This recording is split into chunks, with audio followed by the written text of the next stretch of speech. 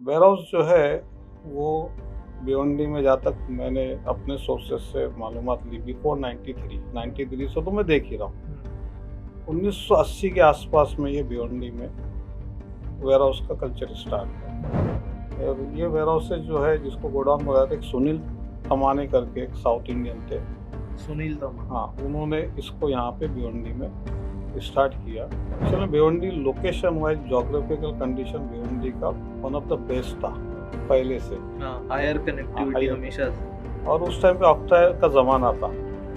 अब बॉम्बे के बाहर किसी को माल रखना है तो नियर बाय बॉम्बे कहाँ रखें। और जो ढाबे आज हम लोग, हमारे अपने ढाबे हो गए, फैमिलियर ढाबे, वो सिर्फ ट्रक ड्राइवर्स के लेते हैं। जो एक्चुअल ढाबे हैं। 2007 और 8 आते थे, लॉजिस्टिक्स का कॉन्सेप्ट आया। उससे पहले लॉजिस्टिक्स का कॉन्सेप्ट नहीं था और ई कॉमर्स भी नहीं था। अमेजोन का warehouse in India, Bangalore में ऑफिस था 2006 और 7। हमने 7 और 8 के बीच में उसको 1,25,000 स्क्वायर फीट का वेयर हाउस दिया, वाटिका होटल के सामने बिहाइंड द पाइप है, जहाँ पे आज मेरा ऑफिस है। बराबर है, उसके रिक्वायरमेंट से वेयर हाउस दिया। वो वेयर हाउस आज भी वो यूज़ कर रहा है, क्योंकि उसका पहला वेयर हाउस है। उससे अच्छे उससे अपग्रेडेशन के, बेटर साइज के, बेटर हाइट के उसके वेयर हाउसेस हैं, लेकिन अमेजोन ने आज भी वो वेयर हाउस नहीं छोड़ा। अच्छा, ये इंसिडेंट के टाइम पे आपको कोई पॉलिटिकल सपोर्ट मिला था या किसी का इन जनरल सपोर्ट जिसने आपको सपोर्ट किया ये इंसिडेंट के टाइम पे? ये सब जो ग्रामीण के जितने भी लोग थे वो हमारे सपोर्टर थे। अब उसमें ग्रामीण में उस वक्त ऐसा कोई एमएलए तो भिवंडी का था, भिवंडी सिंगल गिना जाता था, तो ग्रामीण की पॉलिटिक्स उस लेवल पे थी ही नहीं। एमपी दामू बार पे शिंगरा था, एक जैसे होता है ना। तो बाद में हमारे सुरेश टौरे साहब आए, बाद में योगेश पाटिल आए, तो ये हुआ। तो उस टाइम पे जितने भी पंचायत समिति, जिला परिषद, चाहे वो आरसी पाटिल हो, चाहे कपिल पाटिल हो, माधव चौगले साहब हो, फिर हमारे आज के खासदार बालिया मामा, ये सब हमारे सपोर्टर रहे, क्योंकि उनका एरिया, उनकी ज़मीन और उनके सबके लिए, जो आज मोदी जी बोलते सबका साथ सबका विकास, वो ग्रामीण ने करके दिखाया 2005 क्योंकि सबकी सोच थी, सबकी यूनिटी थी सब। आज हम लोग यूनिटी की बात कहीं पे भी करते, वो यूनिटी हमने 2005 में सबको साथ में लेके उसको प्रूव करके दिखाया।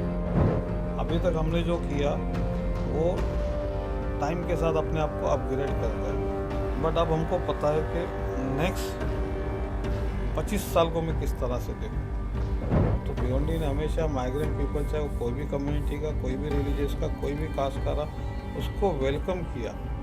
और ऊपर वाले की भी माया देखो, हिजरत में जो बरकत बोलते हैं, पैसा भी उनको ही दिया ऊपर वाले ने। ये सबसे बड़ा बेनिफिट है। तो भिवंडी में वेयर हाउस का फ्यूचर जो है बहुत अच्छा है, बहुत उस पर लोग कॉन्सेंट्रेट कर रहे हैं और सोर्स ऑफ इनकम भी है। Hello everyone, life in Bhiwandi के पॉडकास्ट सीरीज पे आप सभी का वेलकम है। हम फिर से हाजिर है एक नए पॉडकास्ट के साथ। इस सीरीज में जो हम टारगेट करेंगे वो भिवंडी के वेयर हाउसेज, उसकी हिस्ट्री, उसका फाउंडेशन कहाँ से आया, भिवंडी इतना बड़ा वेयर हाउस अब कैसे बना, एशिया का लार्जेस्ट वेयर हाउस अब हमें बोला जाता है। इसके लिए जो हमारे गेस्ट है वो है mister K Durraj, also known as Durraj Kamankar. Hello sir. एक छोटा इंट्रोडक्शन इनके बारे में। ये क्रेडाई MCHI के प्रेसिडेंट है भिवंडी यूनिट के। He is the founder and technical advisor for Bhiwandi taluka builders association. He is the he is the BNMC committee member for education and a very renowned and well experienced person from KK and Associates, established in 1993. Mr. KK Doraj himself. Hello sir. Welcome to our podcast of life in Bhiwandi. Thank you so much हमारे podcast पे आने के लिए और हमारे साथ भिवंडी के where houses के बारे में डिस्कस करने के लिए। First of all again the thanks कि लाइफ इन भिवंडी ने मुझे ये अपॉर्चुनिटी दी कि मैं भिवंडी के लोगों के सामने और एंटायर भिवंडी तालुका में, थाना डिस्ट्रिक्ट एंड ऑल, जहाँ जहाँ ये पॉडकास्ट जाएगा, उन सब को मैं भिवंडी के वेयर हाउस के बारे में रियल हिस्ट्री और actual reality as on today क्या है वो बताने की अपनी तरफ से पूरी कोशिश करूंगा, ऐसा मैं आपको प्रॉमिस करता हूँ। हमारे पास सर कुछ क्वेश्चंस है कि हमने ऐसा सुना है कि आप सबसे ओल्डेस्ट, सबसे एक्सपीरियंस ऐसे आदमी है जो भिवंडी के वेयरहाउसिंग से कनेक्टेड है amongst all the builders, engineers and architects and developers. क्या ये सही बात है? अ, इस बात को मैं लगभग तो सही मानता हूँ, जहाँ तक मैं मेरे एस्पेक्ट से, मेरे एंगल से देखता हूँ। और ये बात मैंने हमारे अपने हर प्लेटफॉर्म पे एक्सेप्ट की कि मेरे करियर मेरा स्टार्ट हुआ 93 में। 1993 में जब मेरा करियर स्टार्ट हुआ, मैं भी भिवंडी के पुराने सिटी में बंदर मोहल्ले से था। तो मेरी सोच कुछ अलग करने की थी, क्योंकि उस टाइम पे भिवंडी में सिटी के अंदर इतने ऑप्शंस नहीं थे कि आप कुछ अलग करें, कुछ यूनिक करें, कुछ चैलेंजिंग वर्क करें, क्योंकि लूम और लूम के ऊपर हम रहते थे, नीचे लूम था। मेजॉरिटी पूरा भिवंडी हाँ, तो जैसे पावरलूम अभी इंडस्ट्री पे आपका डिपेंडेंट है। कंपाउंड भी उसी तरह से, ऑफिस सेट कंपाउंड जिसको आप बोलते हैं, वो भी उसी तरह से। तो अभी तक वही कल्चर मैंने देखा था। मैं सोचा कुछ नया करते हैं। अब नया करने के लिए बाहर जाना पड़ेगा, तो बाहर जाने के लिए कुछ सपोर्ट चाहिए। तो सपोर्ट मुझे मिला दामन का नाके से हमारे एक सॉरी यशवंत चौधरी सर थे जो गुजर गए। उनका बहुत बड़ा एहसान है मेरे ऊपर कि उन्होंने मुझे बैठने के लिए और सब फ्रीडम काम करने के लिए और मॉरल और एथिकली सपोर्ट दिया, जिसकी वजह से एक भिवंडी के अंदर का एक बच्चा 20-22 साल की उम्र में उस एरिया में, जिसको आप ग्रामीण एरिया बोलते हो, उसमें घूमना स्टार्ट किया। वेयर हाउस जो है वो भिवंडी में, जहाँ तक मैंने अपने सोर्सेस से मालूमात ली, बिफोर 93 से तो मैं देख ही रहा हूँ, 1980 के आसपास में ये भिवंडी में वेयर हाउस का कल्चर स्टार्ट हुआ। उस टाइम पे इस वेयर हाउस को गोडाउन बोला जाता था। और ये गोडाउन मतलब हम अभी बात कर रहे हैं कि वेयर हाउसेस का भिवंडी में हिस्टोरिकल हाँ, बैकग्राउंड का है। ये सब चालू कहाँ से हुआ, मतलब? ठीक है, 1980 के आसपास में, 1980s। के आसपास में, जैसे मैंने सर्च किया तो मुझे पता चला कि 1980 के आसपास में गोडाउन का काम स्टार्ट हुआ। और टिपिकल जैसे अपने अगर आप कारखाने देखते हो, सीमेंट पतरा शेड, लोड बेरिंग स्ट्रक्चर की दीवारें और 12 फीट हाइट, कच्ची ज़मीन, ऐसे करके वेयर हाउसेज बनने लगे। और ये वेयर हाउसेज जो है, जिसको गोडाउन बोला जाता है, एक सुनील तमाने करके एक साउथ इंडियन थे। सुनील तमाने, हाँ, उन्होंने इसको यहाँ पे भिवंडी में स्टार्ट किया। Actually Bhiwandi location wise, geographical condition Bhiwandi का वन ऑफ द बेस्ट था पहले से। हायर कनेक्टिविटी हमेशा से। और उस टाइम पे ऑक्ट्रा का ज़माना था।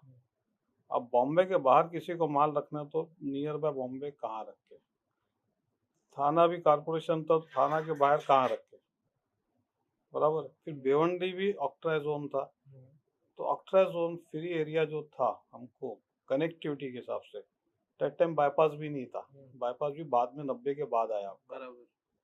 उस टाइम पे ये भिवंडी का एक पैच था जिसको 7.5-8 किलोमीटर बोलते हैं हम लोग, अंजूर फाटे से लेके कशेली के बीच का। ये दापुरा रोड भी नहीं था, मानकोली भी नहीं था, कुछ नहीं था। तो उस बीच में ये जो है, यहाँ पे ट्रक दौड़ते थे। और जो ढाबे आज हम लोग, हमारे अपने ढाबे हो गए, फैमिलियर ढाबे, वो सिर्फ ट्रक ड्राइवर्स के जो एक्चुअल ढाबे रहा।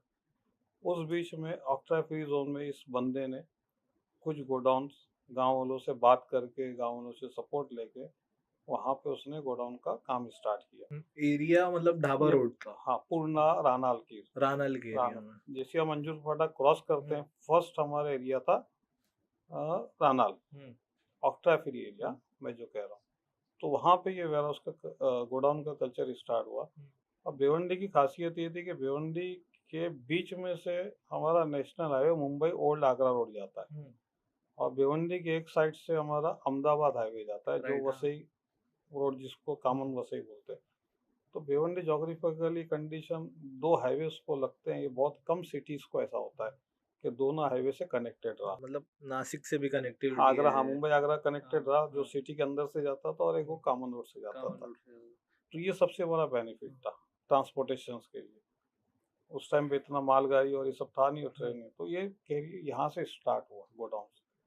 और सही बात बताऊं कि हम लोग कॉलेज के ज़माने में साबू सिद्दीकी में पढ़ा करते थे, तो एसटी बस से बस में बैठने का और थाना तक जाने का, तो ये रानाल, पूर्णा, कालेर ये सब देखते रहने का देखते बैठ, रहते और माइंड में सोचने का ये क्या है क्या नहीं, इस तरह से फिर उस पर इंटरेस्ट बढ़ते गया और उस पर फोकस का सोचा गया। जब मैं 93 में यहाँ पर आया और मुझे मतलब 90 से 3 इयर्स मैंने प्रैक्टिस की कहीं खाली पक्की करके, हमारे कंसल्टेंट थे उनके यहाँ मैंने कुछ सीखा, बना, जो भी किया, जॉब किया वहाँ जॉब पे, किया वहाँ पे। इंटर्नशिप। हाँ, उसके बाद जब मैंने सेल्फ इनके सपोर्ट से स्टार्ट किया, तो मेरा माइंड में ये था कि मैं भिवंडी के बाहर कहीं काम करूँ, और गोडाउन इंडस्ट्रीज में मुझे कुछ चांसेस मिला। तो जब मैंने इंटर किया तो वही सीमेंट पतरे वाले गोडाउन 93 में भी देख रहा हूँ, और 93 मतलब 1-2 साल बीच में काफ़ी पूरे ऑल ओवर इंडिया के खराब गए, बाबरी मस्जिद इशू, राम जन्मभूमि इशू, फिर बम ब्लास्ट, ये सब। उसके बाद मैं इस फील्ड में आया था। 15 अगस्त मेरा डे स्टार्ट है, फर्स्ट डे। अब सोचा कि यार ये गोडाउन जो है, ये हम लोग इसमें कुछ चेंजेस कर सकते हैं क्या, मतलब इसको और इवॉल्व कर सकते हैं या क्वालिटी बढ़ा सकते हैं अपग्रेड इसकी। कर हाँ। सकते हैं, डेवलप कर सकते हैं। तो जब सोचते थे तो समझ में आता था यार, ये तो ज़्यादातर कपड़ा मार्केट वाले इस्तेमाल करते हैं अपना यान रखने के लिए, मतलब मैक्सिमम। हाँ, उसके लिए मेजर यूज टेक्सटाइल इंडस्ट्री वाले ही टेक्सटाइल करते वाले हैं। यूज़ करते थे, तो उसमें ऑप्शंस कम थे। फिर थोड़ा कुछ आगे स्टडी किया तो पता चला कि होम अप्लायंसेस जो हमारे टीवी, फ्रिज, इनकी जो कंपनी थी, और बेसिक जो हमारे एसेंशियल आइटम्स जो हैं, अपना टूथपेस्ट है, ये सब हिंदुस्तान लीवर उस टाइम पे बहुत जोर में था। उन लोगों को छोटे छोटे वेयर हाउस की जरूरत पड़ती थी, लॉजिस्टिक्स का कॉन्सेप्ट था ही नहीं उस था ही टाइम नहीं। पे। तो मैंने सबसे पहले, हमारे कुछ बिल्डर्स थे जो उस टाइम पे शेड बना, तो उनसे मैंने कहा कि कुछ अलग करते हैं। पुराने गोडाउन जो थे हमारे 2000 फुट के थे, उसके बाद सेक्शन वाइज था, बीच में वॉल थी, तो एक गोडाउन इधर, दूसरा उसके बाजू में, तीसरा उसके बाजू में, तो इधर से मटेरियल बाहर लेके जाने का, फिर इधर से मटेरियल अंदर लेके आने, हैंडलिंग इज नॉट पॉसिबल। हमने सैमसंग कंपनी होम अप्लायंसेस और हिंदुस्तान लीवर, ये दोनों के लिए बहुत अच्छे बिल्डर के सपोर्ट से, डेयरिंग से, कन्वेंशनल सिस्टम में अपनी उपलब्धि, अपना माइंड लगा के 50,000 के एक वेयर हाउसेस बना दी। 15,000 50,000, 50,000 स्क्वायर, 50,000 स्क्वायर फीट। हाँ, 50,000 स्क्वायर फीट के 94 में मैंने 2 वेयर हाउसेस बना दिए, कन्वेंशनल टाइप, दापोरा रोड पे। अब वो गोडाउन जब बनाए तो अब कॉन्सेप्ट भी पूरा चेंज हो गया, handling easy, management easy, controlling easy. तो कंपनी जब देखने लग गई, तो सारी जो कंपनी जो पुराने छोटे छोटे वेयर हाउसेस में बैठी थी, वो डिमांड करने लग गए कि हमको इस तरह के वेयर हाउसेस दो। तो उस टाइम पे गोदरेज भी था, क्योंकि लॉजिस्टिक था ही नहीं, मैंने बताया हर कंपनी के अपने वेयर हाउसेस होते थे। ये करते करते हमको एक थोड़ा सा मार्केट में सेक्टर ये लगा कि सीमेंट पत्थर जो है, लीकेज का प्रॉब्लम भी है, बारिश में कभी उड़ जाते हैं, तो इमरजेंसी में हमारे पास उसको रिलीफ देने के लिए कोई सॉल्यूशन नहीं होता, और मेंटेनेंस भी हाँ, है। और इंसिडेंट एक्सीडेंट होता है, तो कुछ कुछ किया जाए, तो कुछ समझाए, फिर आरसीसी का कॉन्सेप्ट लाए। तो आरसीसी में लाइट वेट छोटे जो भी ये है सामान है या स्टोरेज कैपेसिटी हो, वो हमने आरसीसी वेयर हाउसेस कालेर, कशीरी में, ये सब में बनाना स्टार्ट किया। वो ज़माना था 96 से 98, 99 में, सिर्फ ग्राउंड बनाते जा रहे थे। अब ग्राउंड बनाते बनाते लोगों को कल्चर समझ में आ गया, यार ये अच्छा, इसमें चोरी का भी डर कम हो गया गोडाउन में, फिर वेदर इफेक्टेड कम हो गया, हीट कम हो गई, सीमेंट के बदले में हीट ज़्यादा थी, तो उसका डिमांड बढ़ते गया। लेकिन वो ग्राउंड ग्राउंड ही चलता रहा। हम परेशान थे कि हम लोग उसको मल्टी लेवल पे जाना है। मल्टी लेवल कैसे कर रहे हैं? अब मल्टी लेवल जाते जाते नहीं जा पा रहे थे, ना मार्केट साथ दे रहा था, ना कस्टमर साथ दे रहा था को कि मैं फर्स्ट फ्लोर पे क्यों जाऊंगा, मैं मटेरियल हैंडलिंग कैसे करूंगा। अचानक एक्साइज आ गया कपड़ा मार्केट में, लूम में बड़ी स्ट्राइक हुई उस टाइम पे। जब जैसी एक्साइज आया ना, तो हमारे पास ऑक्ट्रा फ्री जोन होने की वजह से फर्स्ट फ्लोर पे हमारे पास टेक्सटाइल वाले जितने भी जो पैकेजिंग करते हैं, कपड़ा टाका फिनिशिंग बांधते करते हैं, फिर ना, वो सब लोगों के हमारे पास रिक्वायरमेंट आने लग गई और वो सस्ती जगह और रेंट पे जगह ढूंढने के चक्कर में फर्स्ट फ्लोर पे जाने को तैयार होगी कि एक गठरी जो है एक आदमी 70-80 किलो के ऊपर लेके चढ़ेगा मजदूर, वो हिसाब से हमारा फर्स्ट फ्लोर पे स्टार्ट हुआ। उसका देखा देखी हमारे पास फार्मा वाले आ गए, लाइट वेट मटेरियल वाले आ गए। अब फार्मा लाइट वेट मटेरियल, फिर ऑप्शन निकाला, हॉई स्लीप लगाया, मतलब हॉई स्लीप जो होता है केबल होता है जिससे वो चैन पुल्ली लगा के उस तरह का किया है, कैच बना के उसको ऊपर खींचा। इस तरह से हमारा जर्नी चलते रहा। लेकिन माइंड में ये था कि कुछ नया डेवलपमेंट करना है इस इंडस्ट्री को, मैं कुछ ना कुछ नया रिवोल्यूशंस लेके आना। तो काफ़ी सर्च करता रहा मैं कि कुछ नया किया जाए। अब उस सर्च में इतने इजी वसाइल तो थे नहीं कि मैं मोबाइल लिया, गूगल देखा, नेट सिस्टम उतना इजी नहीं था, हाथ में दुनिया थी नहीं।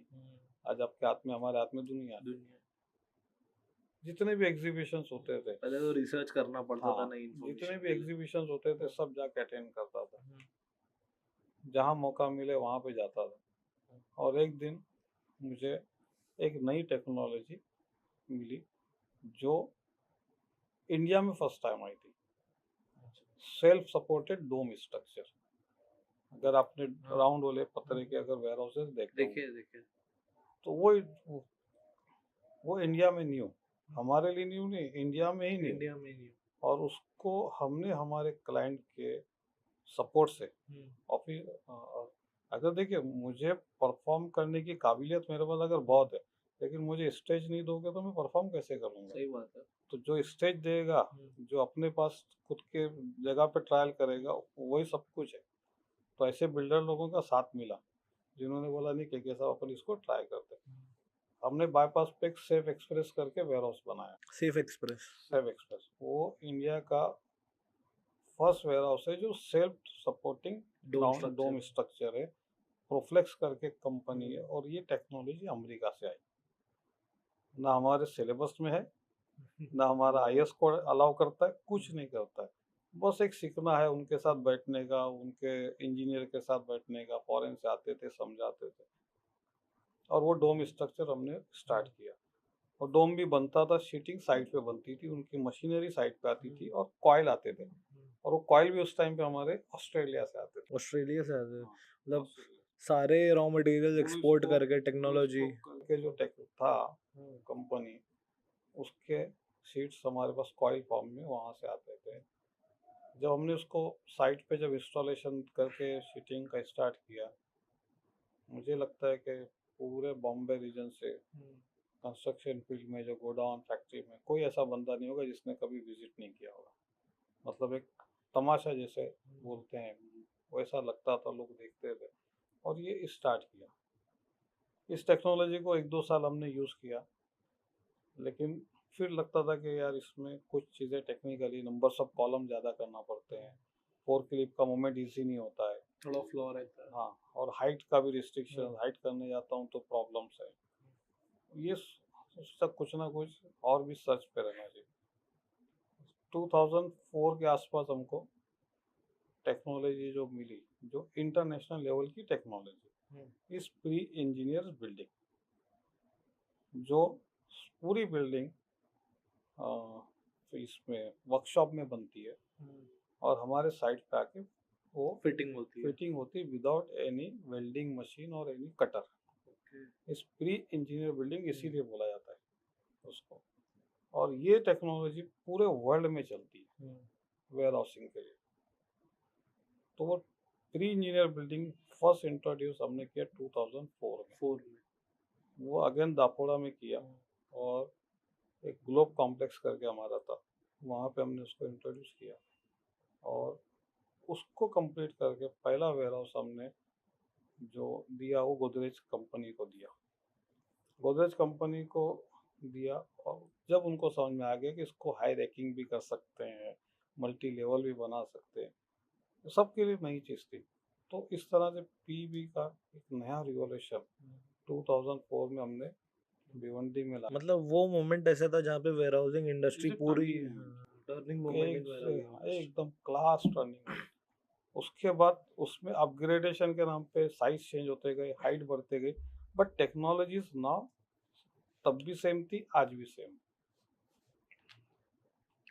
तो ये सबसे बड़ा उसमें पॉइंट है। और उस वेयर हाउसेस को हम लोग साइजेस में जितनी साइज चाहते थे वो साइज में उसको बनाते मतलब जाते थे, कस्टमाइजेबल कस्टमाइजेबल होता गया।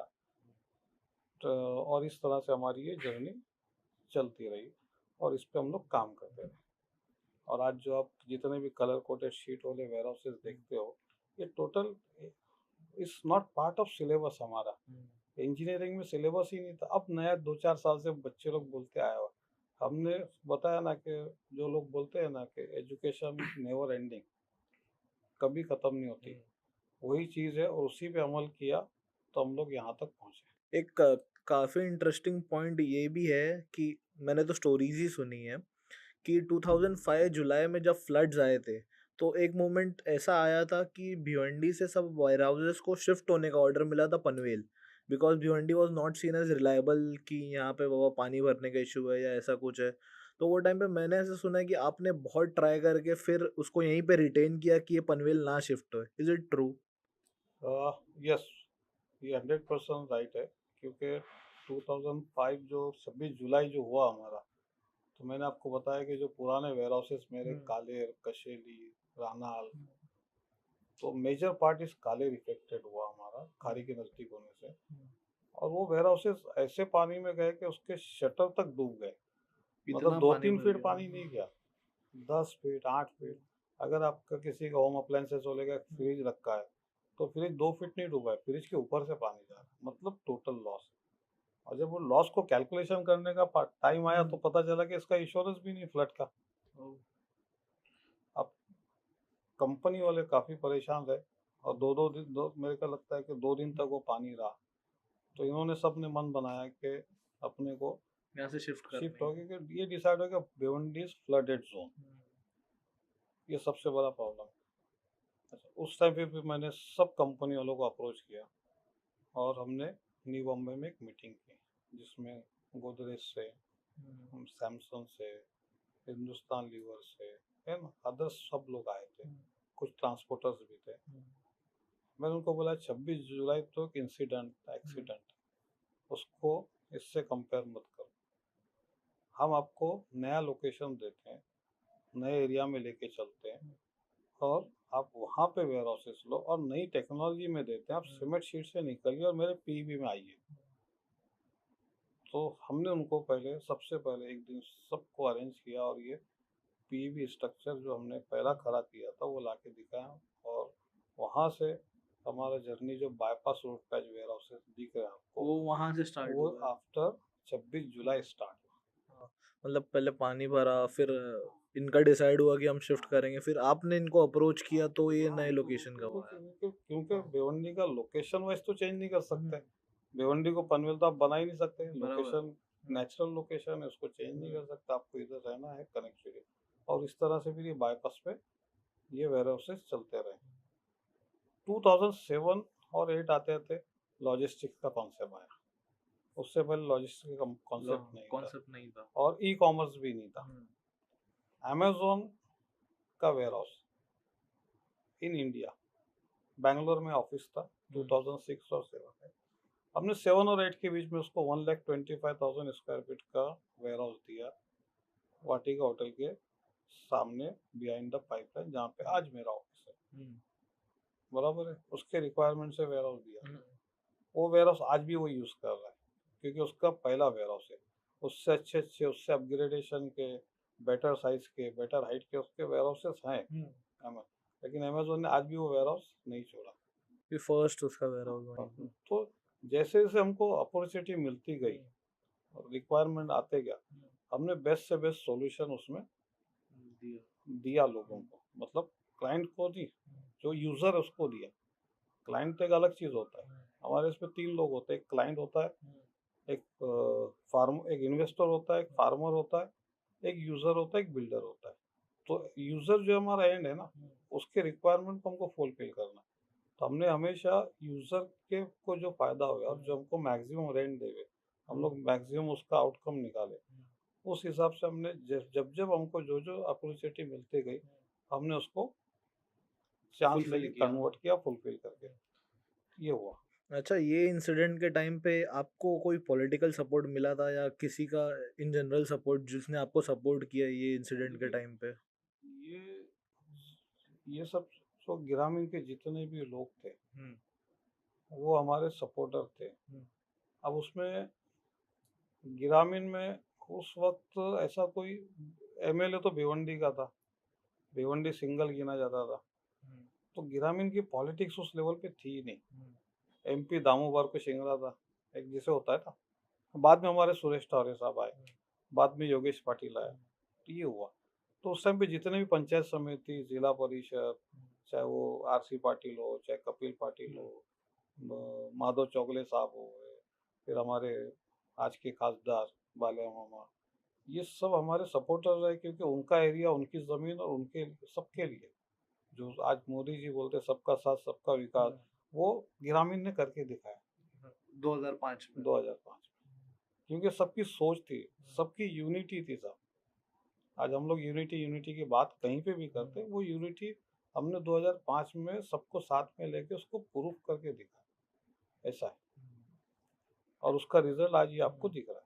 हाँ, क्योंकि आप वेयरहाउसिंग इंडस्ट्री में इतने प्रोमिनेंट पर्सन है, तो हमने सुना है कि आप उनके लिए रेगुलेशंस भी बनाते हैं, पॉलिसीज भी लाते हैं, लेकिन आपको बिल्डर से ज़्यादा सपोर्ट नहीं मिलता, क्या ये सही है? देखिए, इधर क्या होता है कि जब ये इंडस्ट्री ऊपर आने लग गई और लोगों को दिखने लग गई, दिखने लगी तो लोगों की नज़र में आने लग गई, तो उस पर इंक्वायरी होने लग गई कि भाई ये वेयर हाउस बन क्यों रहे हैं, कैसे बनते हैं, क्या रेट में बिकते हैं, क्या रेंट आता है, फार्मर को क्या फैसिलिटी है। तो जब मैं इस फील्ड में आया 93 में, 96 में पहली बार हमको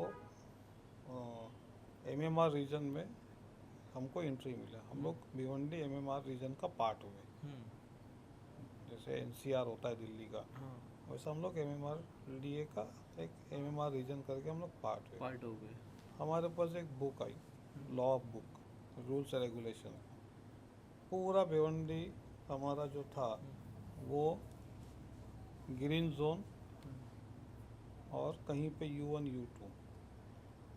अब अगर ग्रीन जोन में मेरे पास, जैसे आज लोग बोलते हैं कि सब इलीगल है, वेयर हाउस इलीगल है, वेयर हाउस गलत बने हुए, मैं आपको दावे के साथ बोलता हूँ वेयर हाउसेज जो है फार्मर की अपनी ज़मीनें दी हुई उस पे बने। हमने कोई गवर्नमेंट की जगह पे नहीं कोई वेयर हाउसेस नहीं बनाया। अगर बना उसका टूटना चाहिए, आज नहीं टूटे कल टूटे कभी भी टूटे। हमने कोई गवर्नमेंट के लैंड पे नहीं बनाया, हमेशा प्राइवेट लैंड पे फार्मर की लैंड थी जिसको हमने ये नहीं किया। अच्छा, एफएस है हमारे पास 10%। अभी आप एजुकेटेड पर्सन हो, 10% में वेयर हाउस कैसे खड़ी करूँगा? मतलब आप मुझे 10,000 स्क्वायर फीट का कोई प्लॉट देते हो और मुझे एफएसआई कितना मिलने वाला, 1000 फुट का, समझे? तो मेरे लिए कैसे प्रॉफिटेबल एफएसआई 10%, उस 10% में मैं मार्केट का requirement parallel warehouse logistics के लिए बोलो या किसी के लिए, फार्मा के लिए, कैसे फुलफिल होगा?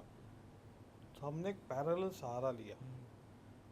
हमने ये नहीं किया ज़मीन हमारी सारी NA for warehouse purpose, 10% हमको एफएसआई मिला।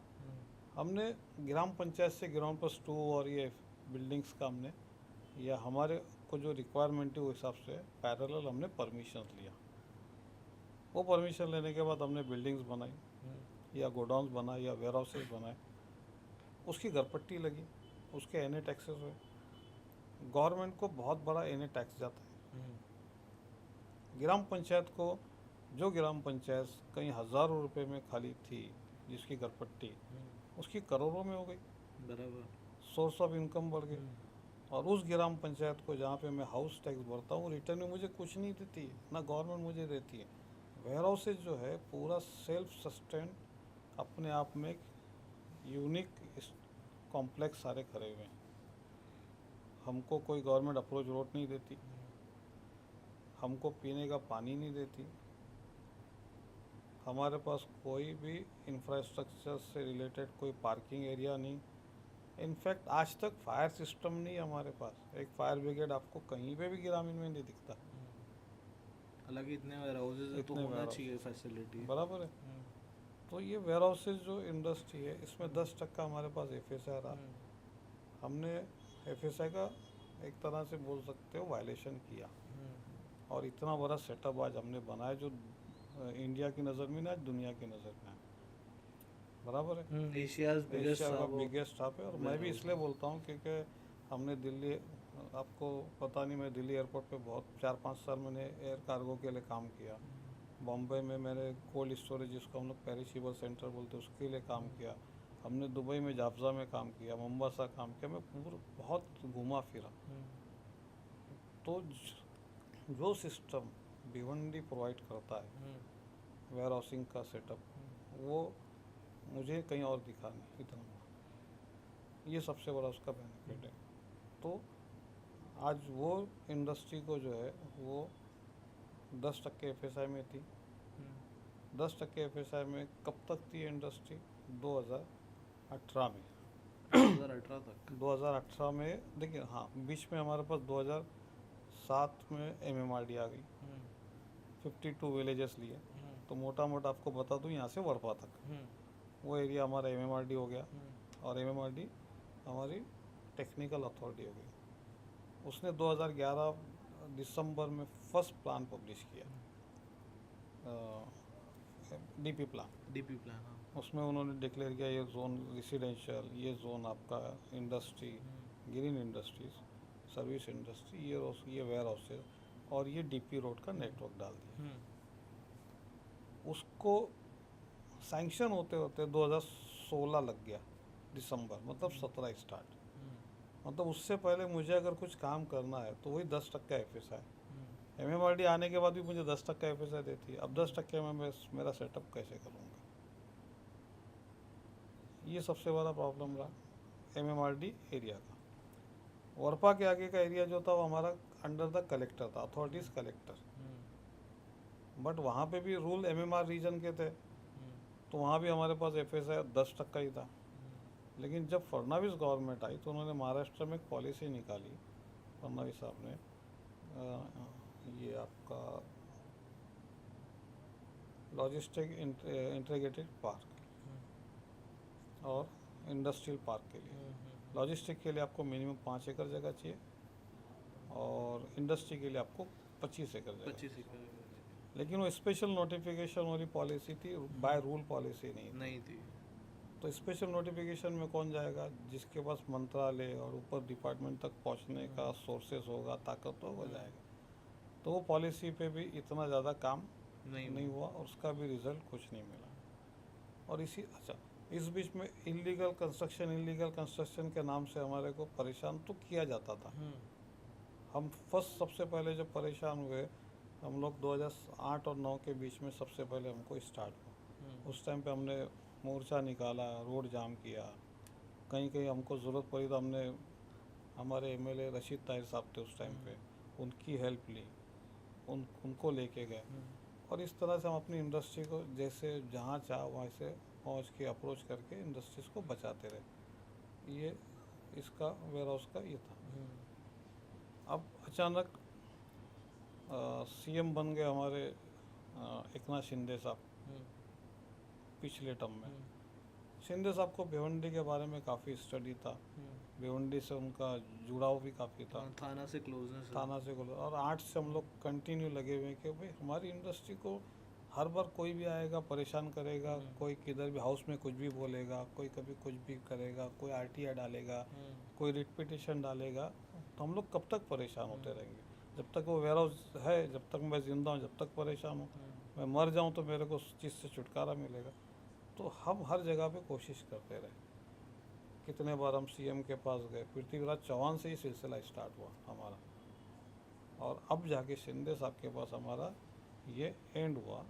अब हमारे पास हर जगह ऑप्शंस हैं, क्योंकि UDCPR आया, यूनिफॉर्म DC रूल्स आए पूरे एंटायर मुंबई छोड़ के MMR रीजन, उसके अंदर नगर पालिका भी आ गई, कॉरपोरेशन भी आ गई, सब। अब हमारा FSI जो है वो MMRD के अंदर तो 17 में आ गया कि आपको FSI 1 दिया जाएगा, मतलब 17 से मैं लीगल प्रोजेक्ट कर सकता हूँ। अब वो लीगल नहीं करता हूँ तो मैं गुनाह कर रहा हूँ, गलत कर रहा हूँ, क्योंकि मेरे पास ऑप्शंस आ गया। 2020 में UDCPR आने के बाद पूरे entire up to Shahpur area तक मेरे पास शिंदे साहब की मेहरबानी से, CM की मेहरबानी से, उनके पास हमारी एसोसिएशन ने अप्रोच किया तो उन्होंने हमको FSI in terms of premium 1 करके दिया। तो जो 10% था कन्वर्टेड टू 100%। ये सबसे पहले इम्प्लीमेंटेशन हुआ। अब मेरे पास ऑप्शन है कि मैं लीगल काम करूं। अब उसके बाद भी मैं अगर लीगल नहीं करता हूं तो मैं गुनाह करता हूं, गलत करता हूं।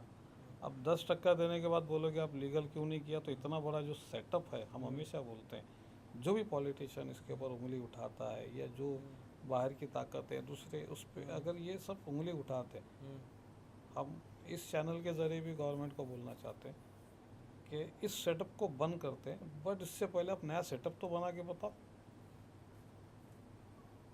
आज ये एंटायर भिवंडी के अंदर इतनी सर्विस इंडस्ट्रीज इस वेयर हाउस के इसमें चल रही है, अंदर में वेयर हाउसेस चल रहे हैं, ई-कॉमर्स चल रही है। आपको पता है कितना स्क्वायर फीट काम होगा ये भिवंडी में, पूरे तालुके में? एक रफ फिगर इसके क्या अंदर है? अच्छा, दूसरी बात, आपके जितने भी टेक्सटाइल इंडस्ट्री के जितने भी अपग्रेडेशंस है, जिसको आप इम्पोर्टेड मशीन बोलते हो, डोनियर बोलते हो, सोल्जर बोलते हो, एयर जेट बोलते हो, रैपियर जो बोलते हैं, वाटर जेट, एयर जेट, वो सब जितने भी यूनिट्स है वो MMRD रीजन में भिवंडी कॉर्पोरेशन के बाहर चल रहे हैं। वहाँ एक रोज़गार मिल रहा है। Sonal is one of the best hub for upgrade textile industries. आज हम लोग कम से कम जो वेयर हाउस सर्विस इंडस्ट्रीज और इसमें लूम इंडस्ट्रीज भी आ गई, एंटायर इस एरिया की बात करता हूँ, आप कम से कम मुझे लगता है कि 15 करोड़ स्क्वायर फीट बांधकाम। 15 करोड़ स्क्वायर फीट? 15 करोड़ दावे के साथ बोलता हूँ। अब 15 करोड़ स्क्वायर फीट का मैं हाउस टैक्स भरता हूँ, 15 करोड़ स्क्वायर फीट का मैं एनए का वार्डवी बांधकाम मतलब एक्स्ट्रा बांधकाम के उसका टैक्स भरता हूँ, जो आज तक कहीं 1000 करोड़ रुपया हो गया, बराबर है। 5 रुपया भी स्क्वायर फीट में अगर घरपट्टी गिनता हूँ तो 15 करोड़ स्क्वायर फीट में घरपट्टी कितना हो गया? घरपट्टी किसको जा रहा है? गवर्नमेंट को ही जा रहा है। ग्राम पंचायत को जा रहा है। उसके सामने मुझे क्या मिल रहा है? इंफ्रास्ट्रक्चर कुछ नहीं, रोड नहीं मेरे पास, उल्टा रिस्ट्रिक्शंस बढ़ते जा रहे हैं। और इस इंडस्ट्री पे जिसको मन में आया पत्थर मार रहा है, जिसके मन में आया उसको। अब जब इसीलिए मैंने बताया कि आपके माध्यम से मैं ये बोलना चाहूँगा गवर्नमेंट को कि इस इंडस्ट्री को, ये आपको इलीगल लगता है, इस इलीगल को बंद करके आप देखिए। अगर आपने इस इंडस्ट्री को, मैं भी राजी हूँ, मेरे एसोसिएशन को बोलूँगा कि हम ये इंडस्ट्री को कुछ दिनों के लिए बंद करते हैं। बंद करने से पूरा वेयर हाउस इंडस्ट्रीज बंद हो जाएगा। उससे सबसे पहले प्रॉब्लम में कौन आएगा पता है आपको? सारे essential item and medical equipment, in fact आपके हार्ट के क्या बोलते हैं, सलाइन, इंजेक्शन, व्हाटएवर, क्योंकि सारे फार्मा तो भिवंडी में and all are dependent upon warehouse industries। इस कोरोना में रेमडेसिविर आपको मिलता कहाँ से था? वेयर से ही। सिप्ला, तो सिप्ला किधर था? भिवंडी था, बराबर है। मतलब स्टॉकिंग का एक मेजर हब महाराष्ट्र में भिवंडी है। तो इसको अगर बंद करना है तो बॉम्बे जो है एकदम लावारिस हो जाएगा, बॉम्बे ख़त्म हो जाएगा। और बंद करना है गवर्नमेंट डिसाइड करे। हम स्ट्राइक नहीं करना चाहते, हमारा आप गवर्नमेंट मिल के आए, हम 3 दिन बंद कर देंगे गोडाउन को। अब उसका इफेक्ट देखो क्या होता है। सिर्फ मैं बोला एसेंशियल सारे आइटम्स हैं, सब कुछ है यहाँ पे। एसेंशियल्स है, फार्मा है, सब क्लोथिंग है, सब है। और आज बाहर से मेरे पास अंबरनाथ, बॉम्बे, थाना, बदलापुर, शाहपुर से लोग डेली अप डाउन करने वाले लोग हैं।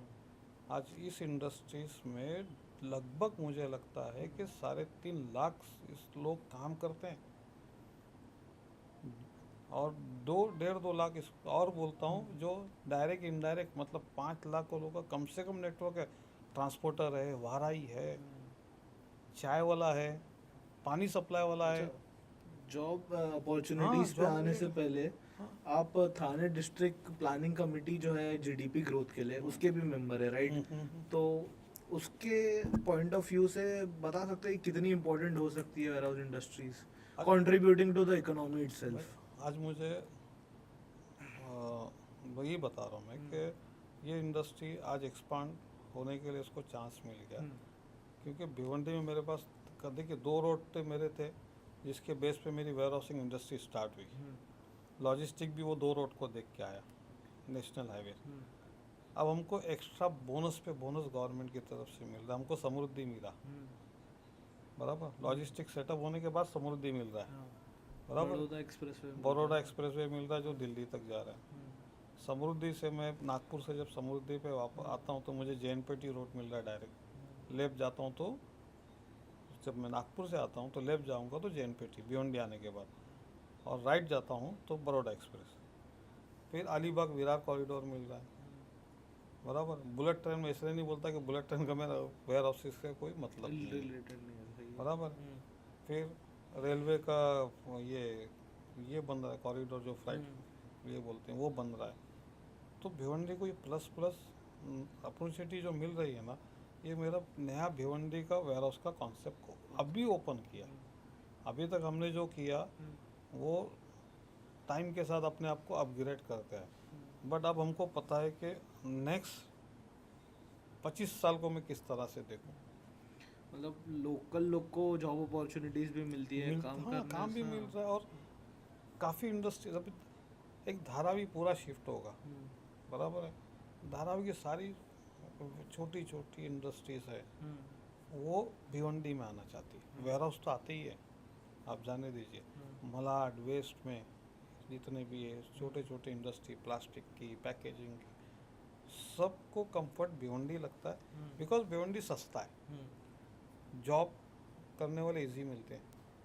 आज आप सोनाली, आप शाम में आ जाओ मेरे पास पाइपलाइन के पास, कितनी मुस्लिम्स लेडीज़ बुर्का पहन के जॉब करने आती है, आप देखो।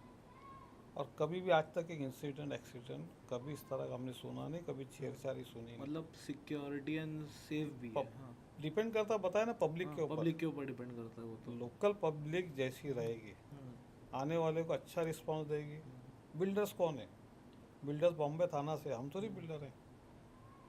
हम भी तो इस part of Marathi as a Kokni है, जैसे वो आगरी है। बिल्डर हमारे पास कौन है? ज़्यादातर गुजराती मारवाड़ी जो बाहर से आए बिजनेस करने का, तो उनको हमने वेलकम किया। लोकल लोगों ने, आगरी लोगों ने उनको वेलकम किया, उनको जगह दी, और उन साथों साथ उनका भी भला हुआ, उनको भी अच्छे अपॉर्चुनिटी मिली, तो साथ में इन्होंने पैसा कमाया, ये चीज़ हुआ।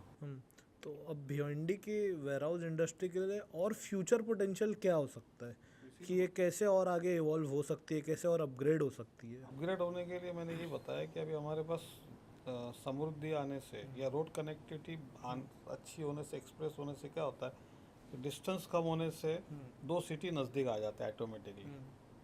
आज बॉम्बे जाना डिफ़िकल्ट जॉब है, 2 घंटा है, बराबर। 2 घंटे पहुंचोगे भी, ये भी गारंटी के साथ आप नहीं बोल सकते। ट्रैफिक जिससे क्या हुआ कि बॉम्बे इतने नज़दीक होके भी बॉम्बे टाइम के हिसाब से दूर हो गई, बराबर। एक्सप्रेस वे जितने बन रहे हैं वो, और स्टार्ट भी भिवंडी से हो रहे हैं, स्टार्टिंग पॉइंट भी भिवंडी से, भिवंडी को कनेक्टिविटी प्लस मिल रही है, तो एक्सपांड हो रहा है भिवंडी। लैंड तो बहुत पड़ी है मेरे पास, ऐसा नहीं कि लैंड पड़ी नहीं। आने वाले फ्यूचर में भिवंडी में मुझे लगता है कि मैंने GTP ग्रोथ की जब मीटिंग हुई थी उसमें भी मैंने कहा था कि मुझे कम से कम एवरी ईयर 10 से 15 लाख स्क्वायर फीट का वेयर हाउस और चाहिए, कम से कम एवरी ईयर 10 से 15 लाख स्क्वायर फीट सिर्फ वेयर हाउस चाहिए। उसके साथ दूसरी इंडस्ट्रीज आ रही, वो तो अलग कहानी है। उसके साथ अदर इंडस्ट्रीज आ रही, जो मैं धारावी शिफ्ट हो रही बोल रहा हूँ, मलाड शिफ्ट हो रहा है, बॉम्बे का सबब शिफ्ट हो रहा है। और शिफ्ट होने की वजह एक ही कि यहाँ पे कोई दादागिरी नहीं है, पॉलिटिकल दादागिरी नहीं है, लोकल लीडरशिप का प्रॉब्लम नहीं है। ये सब जो है भिवंडी के लोग वेलकमिंग बहुत है। हाँ, पहले से रहे। जितने भी माइग्रेंट लोग इस भिवंडी में आए, सिटी के अंदर भी आए, आज भिवंडी के लोकल पॉपुलेशन के लोग कौन है? कुछ नहीं है, आटे में नमक भी नहीं है। तो भिवंडी ने हमेशा माइग्रेंट पीपल, चाहे वो कोई भी कम्युनिटी का, कोई भी रिलीजियस का, कोई भी कास्ट का रहा, उसको वेलकम किया। और ऊपर वाले की भी माया देखो, हिजरत में जो बरकत बोलते हैं, पैसा भी उनको ही दिया ऊपर वाले ने। ये सबसे बड़ा बेनिफिट है। तो भिवंडी में वेयर हाउस का फ्यूचर जो है बहुत अच्छा है, बहुत उस पर लोग कंसंट्रेट कर रहे हैं, और सोर्स ऑफ इनकम भी है। ऐसा नहीं, इन टर्म्स ऑफ रेंट मैंने बताया ना, इन्वेस्टर्स को रेंट मिलता है। ये warehouse as a investment opportunity कैसा है कि इसका रिटर्न ऑन इन्वेस्टमेंट अच्छा है, पॉजिटिव है, क्या है? देखिए, वेयर हाउसिंग इंडस्ट्रीज में बेनिफिट ये है कि आपके पास अगर कोई, आप अच्छा, दो तरह के लोग हैं। एक बेसिक जिसके पास नीड्स है और उस सोचता है कि मुझे रेंट इनकम हो जावे, तो वो पैसा लगाता है वहाँ पे, और छोटे छोटे वेयर हाउसेस में छोटे छोटे रेंट पे उसका घर का गुजारा होता है। एक होते हैं प्लेयर जो, जिनके पास बिजनेस बहुत अच्छा क्लास का है, उनके पास पैसा है, तो उनको प्रॉपर्टीज़ खरीदना है। तो प्रॉपर्टी खरीदना है तो प्रॉपर्टी नहीं खरीदते, सोर्स ऑफ इनकम भी बढ़ जाए, प्रॉपर्टी भी देखते हैं, तो वो लोग उसमें इन्वेस्टमेंट करते हैं। मतलब यहाँ से आप बोलोगे लंदन, अफ्रीकन कंट्रीज, यहाँ के लोगों ने भी जो NRI बैठे हैं, उनके भी वेयर हाउस में पैसे एज ए इन्वेस्टमेंट लगे हुए हैं भिवंडी में। यस, इनफैक्ट पहले से लगे हुए हैं। और हमारे अभी हमारे मुस्लिम्स में भी रुझान ज़्यादा हो गया है। तो एक कल्चर वो है। दूसरा एक कल्चर जो मैं हमेशा उसके खिलाफ रहता हूँ, कि अब बातें हमारे कम्युनिटी में या इसमें या किसी के भी इसमें, आपका एक बिजनेस चल रहा है, जैसे आपका जनरेशन टू जनरेशन बिजनेस चल रहा है। आप अभी समझो शायद लूम इंडस्ट्री से हो, बराबर है। अब आप सोचो कि यार मेरे पास आज समझो 1500 लूम है, बच्चा परेशान, टाइम नहीं दे पा रहा है, या आपको इंटरेस्ट नहीं है, या कुछ भी कर रहे हो, या अपग्रेडेशन नहीं करते, आप क्या करते हो? 1500 लूम में से 700 लूम बेच डालते हो और गोडाउन लेने जाते हो, बराबर। और डिपेंड हो जाते हो अब रेंट की इनकम पे। अब जब रेंट की इनकम पे डिपेंड होते हो तो आपका विज़न छोटा हो जाता है, आपका दायरा छोटा हो जाता है, क्योंकि आपको पता है 1 तारीख हो जाएगी, मुझे इतना पैसा आने है, ये पैसे से मुझे बाइक खरीदनी है, पैसे से मुझे कार खरीदना है, ये पैसे से मुझे इधर घूमने जाना है। तो वो शॉर्ट विज़न होता है। जैसे वर्क फ्रॉम होम का कॉन्सेप्ट आया, तो आदमी घर में बैठ के काम कर रहा है, बराबर, लोगों से मिलता नहीं है, उस तरह का सिस्टम हो जाता है। वो मैं हमेशा मना करता हूँ कि आप अपने बिजनेस को शॉर्ट मत करो। आपको प्रॉपर्टी लेना, आप फ्लैट लेते थे, जगह लेते थे, उसकी जगह पे वेयर हाउस लो, ठीक है, और उससे रेंट इनकम जनरेट करो। लेकिन हमारे लोगों में ज़्यादातर रुझान ये हो गया है कि हम अपना बिजनेस शॉर्ट करते हैं, लोग में ज़्यादा कमाई नहीं है, इसमें कमाई नहीं है, ये अपना गाले का दुकान का भाड़ा कमा, रिस्क लेते हाँ, हैं। वो करने जाते हैं, वो वहाँ पे गलत कर रहे हैं। ऐसा है। मतलब इन्वेस्टमेंट अपॉर्चुनिटी अच्छी तो है, लेकिन सब छोड़ के उसे पीछे मत लगो। साइड बाय साइड के लिए अच्छा है वेयर हाउसिंग। आप एक अच्छे इंडस्ट्रियलिस्ट हो, उसमें आपके पास काम करने के लिए आइडियाज़ हैं, विजन्स है, लॉस सहने की ताकत है, प्रॉफिट को हजम करने की ताकत है। रेंट क्या, रेंट एक कांस्टेंट है। तो हर चीज़ में फिर आप डाउन हो जाते हैं, ये मेरा अपना मानना है। मेरे फ्रेंड्स और जितने लोग से भी मिलता हूँ, मैं उनको बताता हूँ भिवंडी से, वो अक्सर ये बोलते हैं कि हमारे फादर लोग सोचते हैं कि वो हमारा रिटायरमेंट प्लान रहेगा कि हम भिवंडी में वेयर हाउसेस लेके उसकी रेंटल इनकम पे डिपेंड हो जाएंगे। तो ऐसे बाहर के लोग भी बहुत सोचते हैं, आई थिंक, कि भिवंडी में वेयर हाउसेस एक अच्छी अपॉर्चुनिटी है रिटायरमेंट प्लान के हिसाब से भी। आप सरप्लस करो, उसको प्लस करो। आप आपका सोर्स ऑफ इनकम को डिस्टर्ब नहीं करते, उसको प्लस कैसे करना था, वेयर हाउस लो। वेयर हाउस मैंने जो चीज़ बताई कि बिजनेस को कट करो, आपके बिजनेस में स्कोप है, अपग्रेडेशन है, आप सोचते हैं यार इतनी मेहनत क्यों करने का, इससे अच्छा रिटर्न तो मुझे वेयर हाउस में मिलता है। अब उसमें जा रहे हो, वहाँ पे रहोगे।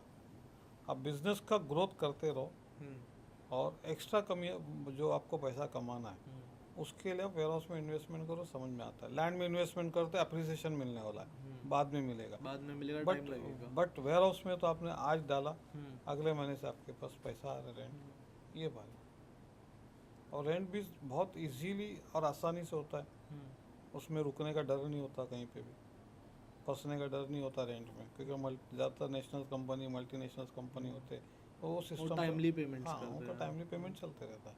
ऐसा है।